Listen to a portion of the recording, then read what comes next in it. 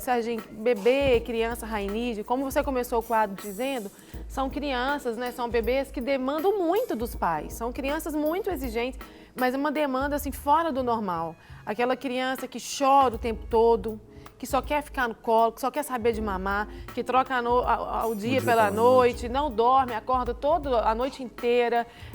Mas o choro dessa criança não é um choro normal, aquele menino que grita, que é estridente, que está sempre inquieto, hiperativo, não para quieto. Aquela criança que parece que está sempre incomodada, ela nunca fica bem, ela nunca fica satisfeita. E quem é pai de criança assim sabe que vai demandar muito esforço e os pais ficam muito cansados. Pode-se classificar uma criança assim como hiperativa? Serginho, eu vim pensando sobre essa questão da hiperatividade, porque hoje em dia, assim, se você fala muito, se você gesticula demais, todo mundo está se achando no direito de dar nome pra gente. Ah, você é hiperativo, que você fica balançando sua perna. Ah, você é hiperativo, que você conversa muito. Hiperatividade é um transtorno, né? Transtorno do déficit de atenção e hiperatividade, TDAH. Hiperativo é uma pessoa que tem um transtorno neurobiológico, é uma doença que precisa de tratamento. Então, não é porque uma pessoa que está falando muito, que está chorando, está gritando, ela vai ser hiperativa. Para você classificar, você precisa ser um médico. Quem vai classificar uma pessoa como hiperativa é uma equipe multiprofissional de psicólogos, pedagogos, né, fonoaudiólogos, e o médico é que vai fechar esse diagnóstico. Hiperativo precisa de ter um comportamento que vai prejudicar a própria vida e a vida de quem convive com essa pessoa. Então, o que é uma pessoa hiperativa? São aquelas pessoas que falam demasiadamente, que não param quietas, estão sempre mexendo com alguma coisa e outra, fala demais, pula demais, tudo é demais, são extremamente agitadas. E a pessoa, para ser considerada hiperativa, ela tem que ter esse comportamento agitado, no mínimo durante uns 6 meses da vida dela. Se é uma criança, ela é agitada em casa, ela é agitada na escola, ela é agitada na igreja, pelo menos em 3 lugares diferenciados. E o médico, quando ele vai fazer esse diagnóstico, Serginho, ele vai preencher uma lista de sintomas e sinais. Então, a pessoa precisa ter mais ou menos 6 a 7 sintomas para poder ser considerada uma pessoa hiperativa. Quais são os sintomas? Se eu estou falando, intromete na conversa dos outros, não para quieto, fica pulando, gritando o tempo inteiro, falta de paciência, as coisas que começam não concluem, está sempre no... Grita, extremamente agitado. Por isso que é considerado um transtorno, porque transtorna a vida da pessoa e de quem se relaciona com ela. Então, se o seu filho chora demais, mama demais e alguém fala, essa criança é hiperativa, poxa vida, tem que ter todo um contexto para ser analisado. Você não vai dizer que um nenenzinho de 1, 2 anos é hiperativo. Os médicos sempre vão concluir, né, e dar esse laudo. É até melhor quando se passa o processo de alfabetização, porque uma criança de 3, 4 anos, geralmente, ela é bastante agitada mesmo. Então, assim, vamos ter cuidado com os rótulos, né? Então, o diagnóstico aí poderia se fechar, né, ou pelo menos pensar com 6, 7 anos de idade, né? Isso, Serginho. Então, até então, outras causas, outros sinais podem e devem ser observados. Ô, Serginho, como eu sou psicopedagoga, muitas vezes as escolas me indicam crianças suspeitando do transtorno de atenção, hiperatividade. Eu espero um pouco assim, a criança passar da fase de alfabetização para eu mandar para o médico, até para ver se aquela agitação toda vai perdurar. E às vezes também uma criança ela é agitada, não é porque ela é hiperativa. Nós vamos falar sobre isso hoje, tem que avaliar todo o contexto. De repente ela vive numa casa onde os pais estão divorciando, essa criança está ficando triste por algum motivo, e essa tristeza pode colocar ela em depressão, e a depressão tem gente que pensa que a pessoa vai ficar só triste, quietinha, moada, mas a depressão gera uma agitação. Então precisa de vários pontos de observação, vários sinais, e avaliar esse contexto antes de dizer que uma pessoa tem algum tipo de diagnóstico. E lembrando, né, que nós pais, nós não somos formados para avaliar isso. É um médico, um neurologista, um psiquiatra que fecha esse tipo de avaliação. E também não vale só a posição, por exemplo, da escola, né, Não. Vanessa? Por exemplo, a diretora e a professora encaminhou para a diretora porque o aluno não para quieto, aí elas já dizem, olha, o seu filho, ele é hiperativo.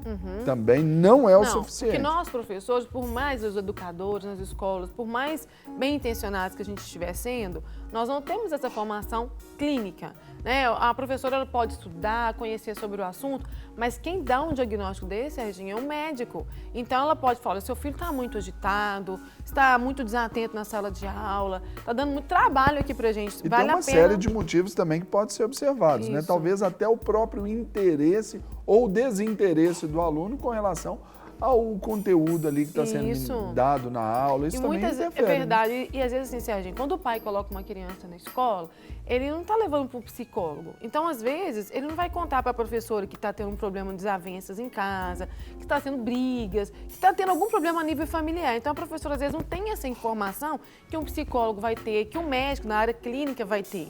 Então, a escola, com toda boa intenção, ela vai encaminhar. Olha, a gente acha que você deve procurar um profissional para ver o que está acontecendo, mas dar nome não pode. E é também muito mais fácil, se for olhar assim, já coloca a culpa no menino, está tudo certo. Isso. E, na verdade, eles não têm culpa alguma, né, Vanessa? Não, e outra coisa, como não é só a escola querer colocar a culpa, nós pais precisamos de ter certeza desse lugar que Deus nos colocou e exercer cuidado sobre a vida dos nossos filhos. Muitos pais, Serginho, às vezes me procuram e falam assim, eu acho que meu filho tem TDAH, meu filho é muito agitado, ele é muito difícil. Será que tem um remedinho para ele tomar? Às vezes o pai quer que o filho tome um remédio para ele aquietar, para ele acalmar, e aí o pai não vai ter mais dificuldade na educação dele. E isso é errado, né? Então aí também, é claro que não há esse silogismo aí, mas a gente também pode pensar que uma criança, por exemplo, que é inquieta, que não dorme, que come demais, que grita, isso pode, observa bem a palavra, querido telespectador, pode ser culpa dos pais. Né, Serginho, vamos pensar assim. A questão dos limites, do padrão. Vou pegar, ao invés de falar culpa, vou falar responsabilidade. Vamos falar de responsabilidade. Obrigado. Às vezes a criança, ela é extremamente agitada, falando do bebê, da criancinha Rainide, né? É agitada, pula demais, não para quieto, não dorme à noite. Mas tem pais que ficam assistindo televisão até meia-noite, então os barulhos dentro de casa atrapalham uma criança a dormir. Tem família também que come demais, então a mãe e o pai comem muito, não tem horário de alimentação. Toda hora está comendo uma coisinha, a criança aprende a comer toda hora também. Então, muitas das vezes, o comportamento dos nossos filhos são um reflexo da nossa própria vida na vida deles. É o que a Bíblia nos ensina, né? Que vós pais criai os filhos na disciplina e na admoestação do Senhor. A disciplina não fala da disciplina do castigo ali. Essa disciplina fala a respeito de um padrão de repetições, de horários, de ordem e na admoestação. Aí sim, é na correção. Porque se não adianta o pai pensar que se ele não tiver disciplina, que a criança vai ter. Uma coisa já puxa da outra. Agora, Serginho, vamos supor que você está assistindo, você tem um bebezinho, né, que encaixa no perfil Rainide, e aí você pensa, mas aqui em casa tem horário de dormir, eu não quero ficar dando mamar meu filho toda hora, eu estou tentando, não estou conseguindo. Então, vale a pena, às vezes, você buscar uma ajuda profissional, conversar com um pediatra, às vezes um terapeuta de família para intervir no seu relacionamento com a tua esposo, esposa, né, e ver o que está acontecendo, porque a gente não pode permitir que uma bênção que são os nossos filhos, porque a Bíblia fala que os filhos são a herança do Senhor na nossa casa. Tira a nossa paz. Tem muita gente que fala assim, depois que eu tive filho, não tive mais paz, eu não tenho mais vida própria. E Deus não tem isso para nós. O filho é uma bênção dentro da sua casa. Então, depois do nascimento do seu filho, você está vendo dificuldade de organização do tempo, você não está conseguindo mais cuidar de você, o seu filho está, sugando todo o seu tempo, vale a pena sentar, buscar um aconselhamento e ver onde que está tendo falhas. Porque nós falhamos, né, Serginho? A gente tem que saber que esses extremos, eles são sempre muito perigosos, né? Meu filho está me absorvendo demais. Então, é tempo de buscar um equilíbrio aí, né, Vanessa? E buscar e parar e pensar assim, não, peraí, deve ter alguém que possa me aconselhar. Existe alguém que pode nos aconselhar. Existem pastores, existem profissionais da área da saúde, um amigo, né? Tem pessoas que têm experiência de pai, de mãe, que pode falar, calma, deixa eu te ajudar a organizar a sua agenda. Porque às vezes a gente fica também tão tumultuado no meio de tanta coisa para fazer, Serginho. Porque você é pai, né? Eu sou mãe. Quando chega um filho dentro da nossa casa, muda toda a nossa rotina. É uma novidade. Não é um bonequinho que nós compramos na loja e vão ficar balançando no colo. É uma pessoa que requer o nosso tempo, a nossa atenção. E às vezes a gente não estava sendo preparado para isso. Mas ao invés de murmurar, vamos buscar ajuda e tudo vai dar certo. Vai chegar tudo no lugar. Vanessa, e aí vem aquela famosa pergunta, a pergunta que não quer calar, aproveitando você como profissional, como mãe. O que fazer então dessa mãe que se sente exigida ali, essa mamãe que está desgastada, ou até esse papai também, né? Menos no pai, mais na mãe, a gente observa isso. O que ela pode fazer quais seriam suas dicas para ela reservar esse tempo para si, para ela parar e respirar aí, aliviar a tensão. Quando faz essa pergunta, eu lembro do meu Isaac, meu menininho mais novo, quando ele nasceu, ele recém-nascido, e eu com o menininho de 4 anos, que é o Davi, meu filho mais velho. E eu quero dizer para você que é mamãe agora, que está com um bebezinho na sua casa, calma que esse momento vai passar. E vive ele com a melhor qualidade possível. Tudo tem o tempo na vida. Quando chega um bebezinho dentro de casa, às vezes é difícil para você conseguir ir no salão fazer uma unha, você não tem uma babá e não tem alguém te ajudando, o tempo realmente é muito apertado.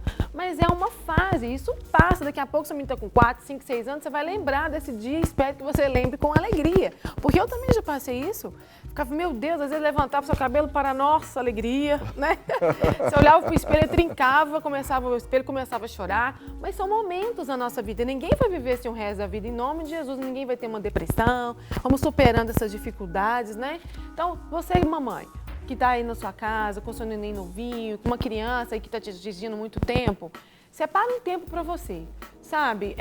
Não deixe de curtir suas amigas, de separar um tempinho, pensa aí alguém para te ajudar com o seu filho, nem que seja uma vez na semana, dar uma volta, sabe? Fazer um exercício físico, assistir de tudo um pouco, dormir um pouquinho mais tarde, o dia que sua criança estiver dormindo, aproveita e durma também, sabe? E reorganize a sua agenda e entenda que tudo tem um tempo e que esse tempo vai passar. Então não vamos murmurar, vamos fazer do nosso tempo o nosso melhor. Cuide de você. Porque se você não se cuidar, como que você vai ficar bem para cuidar do seu filho? Não vai ter como. Falamos aí dessa mútua cooperação dentro do lar, não é, Vanessa? E também nota-se a importância do pai também. Demais. Do pai, por exemplo, ter aquele momento de pegar os meninos, o pai vai levar para o parque, vai ficar lá brincando na rua, vai dar uma volta lá no playground, vai ficar rodando, vai lavar o carro com o menino, para a mãe poder dar uma cochilada ali depois do almoço, não é? Para a mãe ir lá poder fazer as suas unhas, ir no salão, dar um trato ali no cabelo naquele dia do Bad Hair Day. Não é verdade, Vanessa? Isso tudo é importante, né? Às vezes, por exemplo, uma mulher está nos assistindo, Serginho, não tem um marido, né? Porque às vezes ela foi mãe solteira, mas você tem sua mãe, você tem uma amiga, um tio, sabe? Sempre vai ter alguém que vai nos ajudar. Então, não tenha receio de buscar ajuda, de ser auxiliado. Porque às vezes a gente fica achando que vai incomodar, mas a gente incomoda mesmo, né, Serginho? Não tem problema não. Mas a gente precisa de ajuda e tem que aprender a receber ajuda. Porque tem mulher, né, que às vezes tem dificuldade de se deixar ser auxiliada. Não tem problema, todo mundo precisa de alguém em algum momento da vida. Para receber todas as novidades do canal, inscreva-se. E se curtir o vídeo, clique em gostei. Aproveite para acompanhar a Rede Super nas redes sociais.